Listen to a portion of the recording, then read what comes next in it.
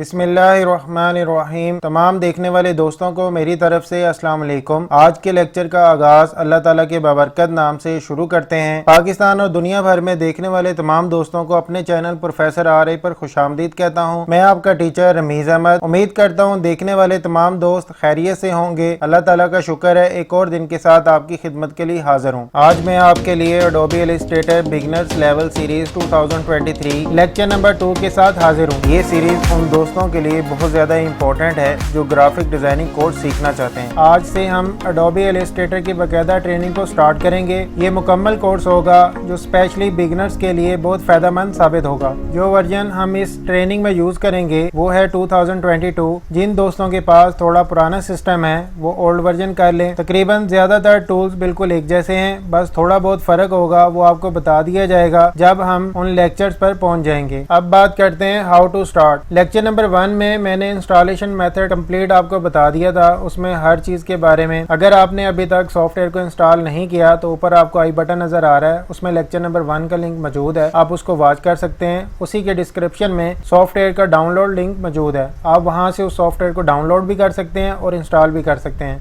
अब जैसे कि इंस्टॉलेशन आपकी कंप्लीट हो जाएगी, उसके बाद आपने लेफ्ट साइड पर स्टार्ट बटन पर आना है। इस पर एक बार माउस से लेफ्ट क्लिक करेंगे तो आपके सामने एक लिस्ट अपेयर होगी। यहाँ ए सीरीज में एडोबी इलस्ट्रेटर 2022 सॉफ्टवेयर नजर आएगा। आपने इस पर एक बार माउस से लेफ्ट क्लिक करना है। तो जैसे ही आप इस पर एक बार माउस से लेफ्ट क्लिक करेंगे आपके सामने एडोबी इलस्ट्रेटर की लोगो विंडो ओपन हो जाएगी। कि थोड़ा सा प्रोसेसिंग कंप्लीट होगी, उसके बाद हमारे पास मेन विंडो आ जाएगी। अब जैसा कि आप स्क्रीन पर देख सकते हैं मेन विंडो हमारे पास ओपन हो गई है। यहाँ आपको लिखा हुआ नजर आ रहा है वेलकम टू इलस्ट्रेटर। इसका मतलब ये सॉफ्टवेयर कामयाबी से हमने इंस्टॉल कर लिया था। सबसे पहले आपने इसकी पिन बनानी है टास्क बार पर। उसके लिए आपने इस पर एक बार माउस से राइट क्लिक करेंगे, शॉर्टकट मेन्यू आएगा। यहाँ आपके पास ऑप्शन होगा पिन टू टास्क बार। आपने इस पर एक बार माउस से लेफ्ट क्लिक करना है। अब ये सॉफ्टवेयर आपके यानी टास्क बार पर पिन हो गया। आपको दोबारा से स्टार्ट बटन की मदद से यानी इसको ओपन करने की जरूरत नहीं पड़ेगी। आप जस्ट यहाँ से एक क्लिक करेंगे तो ये विंडो आपके सामने डायरेक्ट ओपन हो जाएगी, जैसे कि यहाँ कोरल ड्रॉ की शॉर्टकट क्रिएट है। अब आते हैं दूसरे पॉइंट पर जो कि हमारा है बेसिक सेटिंग। आपने सबसे पहले इसकी बेसिक सेटिंग कंप्लीट करनी है ताकि आप फ्यूचर में जब इस सॉफ्टवेयर को यूज करें तो हर बार आपको नए सिरे से यानी सेटिंग करने की जरूरत ना पड़े। अब जैसे कि हमने फर्स्ट पेज सिलेक्ट करना है, जैसे कि यहाँ आप देख सकते हैं मेन में आपको नजर आ रहा है start a new file fast. अब जैसे कि यहाँ लेटर साइज आपको नजर आ रहा है, अगर आप इसको ओपन नहीं करना चाहते यहाँ आपके पास मोर प्रीसेट्स का ऑप्शन होगा। इस पर एक बार माउस से लेफ्ट क्लिक करेंगे, आपके सामने न्यू डॉक्यूमेंट्स का डायलॉग बॉक्स आ जाएगा। यहाँ आपको लेटर साइज और A4 साइज लिखा हुआ नजर आ रहा है। जितने भी वर्किंग एप्लीकेशन है उसमें कॉमनली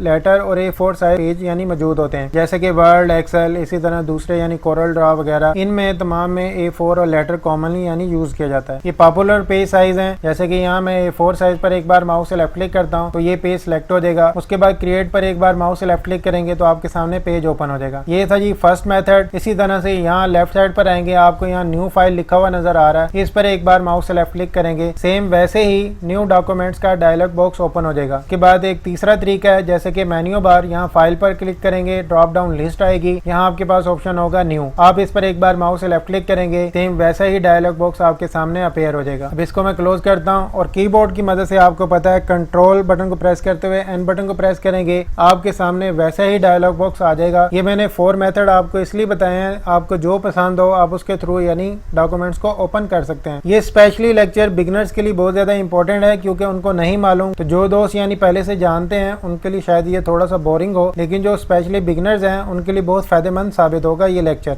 अब उसके बाद यहाँ माउस का लेफ्ट क्लिक होल्ड करते हैं, इसको मैं यहाँ ले आता हूँ, उसके बाद माउस के लेफ्ट क्लिक को छोड़ देते हैं। अब उसके बाद यहाँ आप कोई भी पेपर साइज सेलेक्ट कर सकते हैं, जैसे कि यहाँ मैं लेटर है A4 पर एक बार माउस से लेफ्ट क्लिक करता हूँ तो ये पेपर हमारे पास सिलेक्ट हो जाएगा। उसके बाद ऊपर आप देख सकते हैं आपको यहाँ रिसेंट लिखा हुआ नजर आ रहा है।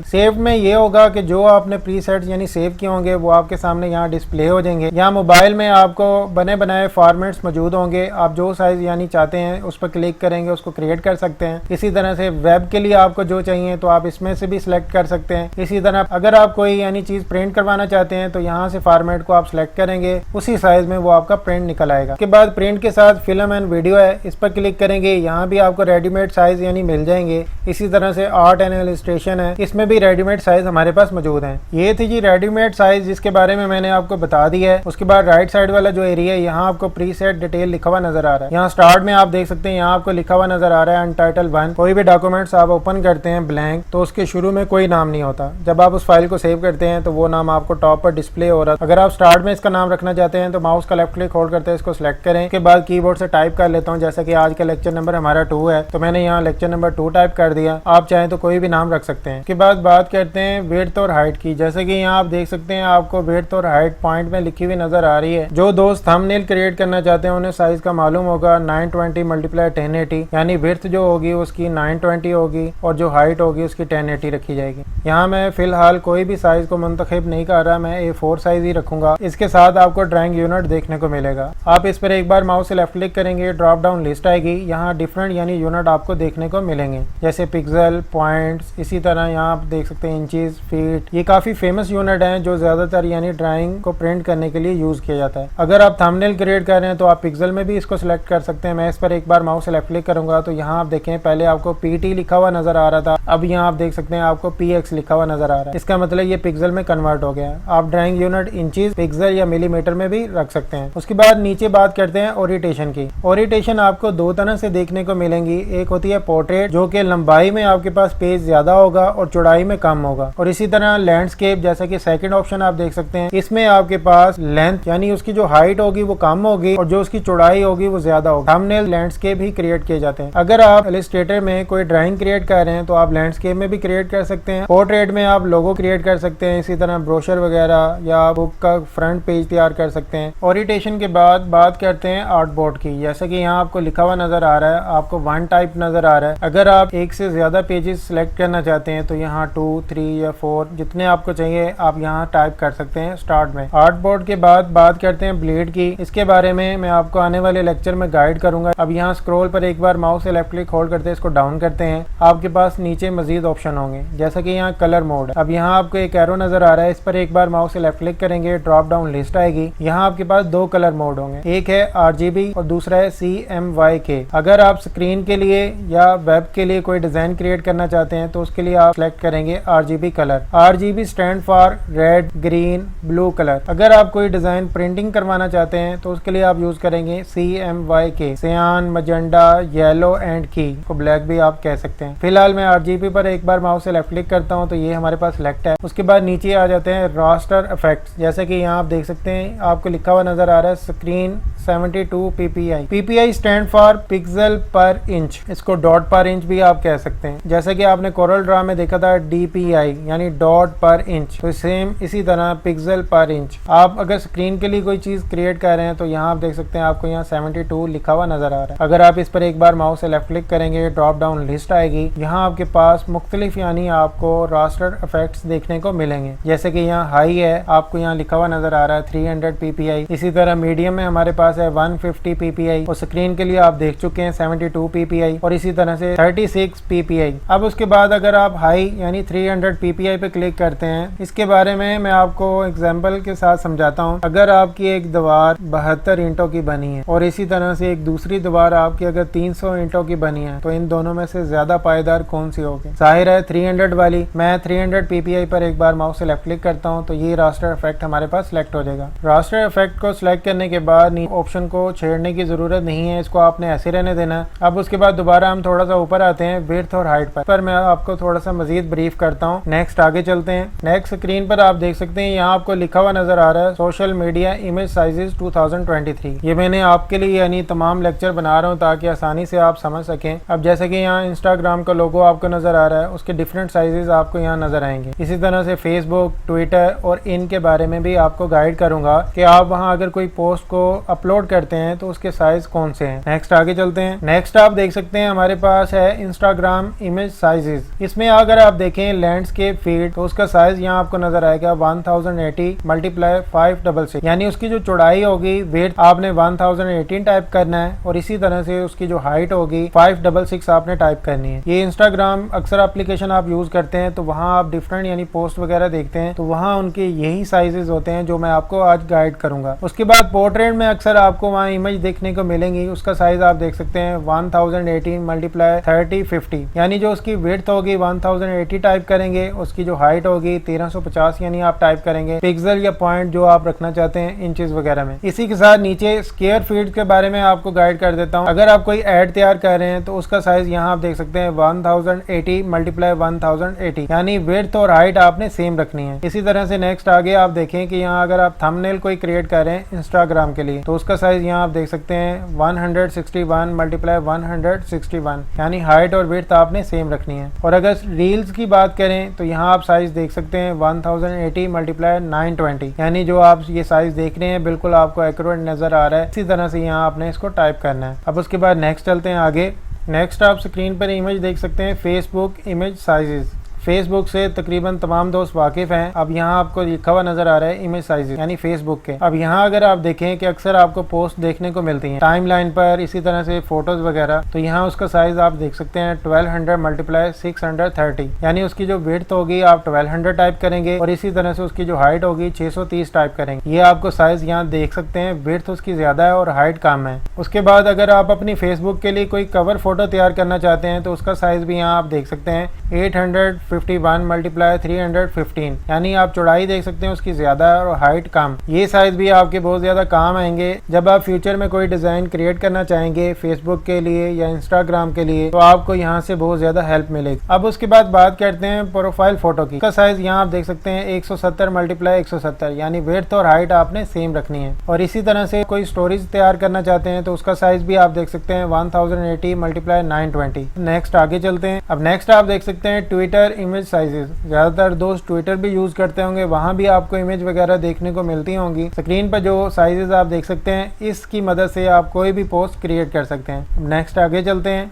नेक्स्ट आप देख सकते हैं हमारे पास है पिंटरेस्ट इमेज साइजेस। ये भी बहुत मशहूर वेबसाइट है। यहाँ अक्सर दोस्त यानी पोस्टिंग वगैरह करते हैं अपने चैनल की रैंकिंग को बढ़ाने के लिए। तो यहाँ मैंने डिफरेंट यानी साइजेस के बारे में डिटेल के साथ मेंशन कर दी है। जब आप इस फाइल को डाउनलोड करेंगे तो यहाँ से भी आपको बहुत ज्यादा हेल्प मिलेगी। नेक्स्ट आगे चलते हैं। इसी तरह से नेक्स्ट आप देख सकते हैं यूट्यूब इमेज साइज। अगर आप अपना कोई चैनल क्रिएट कर रहे हैं तो सबसे पहले आपको प्रोफाइल तैयार करनी पड़ेगी, यानी आपके चैनल का लोगो। उसका साइज मैंने यहाँ मेंशन कर दी है। इसी तरह से लोगो के पीछे आपका बैनर जो होगा उसका साइज कौन सा होगा उसके बारे में भी डिटेल के साथ मैंने यहाँ मेंशन कर दी है। आप यहाँ से हेल्प ले सकते हैं। बैनर्स आपका चैनल को रिप्रेजेंट करता है कि आपके चैनल पर किस तरह की वीडियो अपलोड होगी। जैसे कि मेरे चैनल पर एजुकेशन के हवाले से है तो इस वजह से मैंने अपना बैनर उस तरह से क्रिएट किया है। आप अपने चैनल पर जिस तरह की वीडियो अपलोड करना चाहते हैं उसके मुताबिक आप बैनर भी तैयार कर सकते हैं, लेकिन आपको उसका साइज मालूम होना चाहिए। इसी तरह से वीडियो और थंबनेल का साइज भी मैंने डिफरेंट दो साइजेस मेंशन कर दिए हैं। थंबनेल का साइज आप क्रिएट करेंगे 920 मल्टीप्लाई 1080 पिक्सल। पहले हम थंबनेल क्रिएट करते थे 1280 मल्टीप्लाई 720, जबकि अब ज्यादातर हम क्रिएट करते हैं 920 मल्टीप्लाई 1080। इस तरह से आप हाइट और विड्थ यहाँ टाइप करके यानी चेंज कर सकते हैं। मैंने आपको डिफरेंट एप्लीकेशन के साइजेस वगैरह के बारे में बता दिए। आप इन पिक्चर की मदद से अपनी मर्जी का जो भी पोस्ट क्रिएट करना चाहते हैं तो वो साइजेस यहाँ मेंशन है, आप आसानी से क्रिएट कर सकते हैं। ये तमाम फाइल मैंने डिस्क्रिप्शन में लिंक शेयर कर दिया है। आप वहां से इसको डाउनलोड कर सकते हैं और अपने पास महफूज भी रख लें ताकि फ्यूचर में ये आपके काम आए। ये तमाम सेटिंग करने के बाद आपने क्रिएट पर एक बार माउस से लेफ्ट क्लिक करेंगे तो आपके सामने ब्लैंक शीट ओपन हो जाएगी जो आपको स्क्रीन पर नजर आ रही है।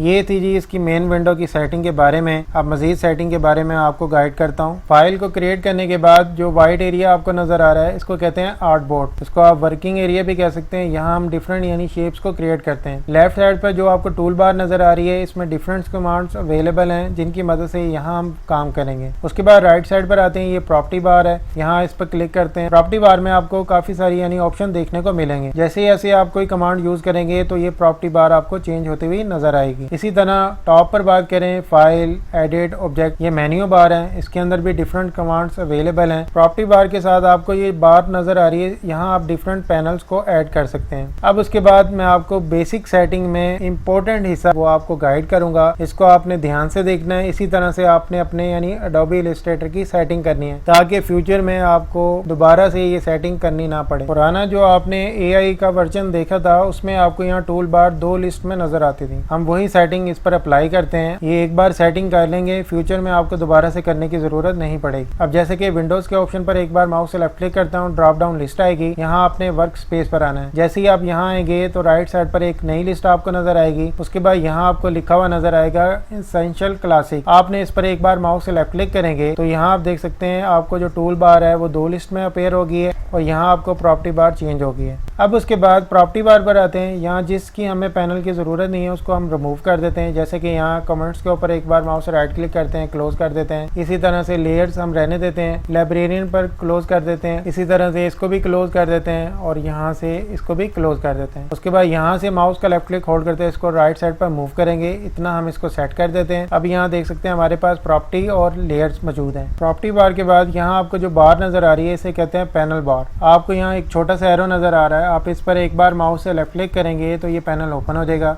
यहाँ आप देख सकते हैं कलर का पैनल हमारे पास मौजूद है। इसी तरह से ग्रेडियंट और यहाँ आप ट्रांसफॉर्म और पाथ फाइंडर और अलाइन का पैनल आप देख सकते हैं। अगर इनमें से कोई भी पैनल आपका मिस हो जाता है, आप उसको दोबारा से ऐड करना चाहते हैं तो उसके लिए आप क्या करेंगे, विंडो ऑप्शन पर आएंगे। अब जैसे कि यहाँ अलाइन है, इस पर एक बार माउस से लेफ्ट क्लिक करता हूँ तो ये हमारे पास अपेयर हो गया पैनल। अब इसको इस पैनल के अंदर फिक्स करना चाहते हैं तो उसके लिए आपने माउस का लेफ्ट क्लिक होल्ड करते यहाँ तक लेकर आएंगे। अब यहाँ रखेंगे तो एक बड़ी सी यानी ब्लू कलर की लाइन आपको नजर आ रही है, तो ये यहाँ ऐड हो जाएगा। हम चाहते हैं कि इसी पैनल के अंदर इसको ऐड करना, तो उसके लिए माउस का लेफ्ट क्लिक होल्ड करते इसको यहाँ लेकर आएंगे। यहाँ आपको एक छोटा सा ब्लू कलर का बॉक्स नजर आएगा, इसका मतलब आपने यहाँ माउस के लेफ्ट क्लिक को छोड़ देना है, तो वो पैनल यहाँ हमारे पास ऐड हो जाएगा। अब जैसे ही आप इस पर क्लिक करेंगे तो यहाँ आप देख सकते हैं हमारे पास अलाइन का पैनल आ गया है। काम के दौरान जब भी आपको इसकी जरूरत होगी आप इसको कॉल करेंगे, ये अपेयर हो जाएगा। आप चाहे तो यहाँ भी इसको ऐड कर सकते हैं। अब यहाँ देख सकते हैं ट्रांसफॉर्म, हमारे पास पाथ फाइंडर और इसी तरह से अलाइन का पैनल यहाँ ऐड है। इसी तरह से आप यहाँ देख सकते हैं मेन्यू बार के नीचे आपको कंट्रोल बार नजर आ रही है। अगर ये आपके पास अपेयर नहीं होती तो आपने विंडोज ऑप्शन पर आना है, तो यहाँ कंट्रोल के ऊपर चेक लगाएंगे तो ये आपके पास ऑप्शन अपेयर हो जाएगा। अब इतनी सेटिंग करने के बाद आप इसको सेव कर लें। अब सेव करने से क्या होगा, अगर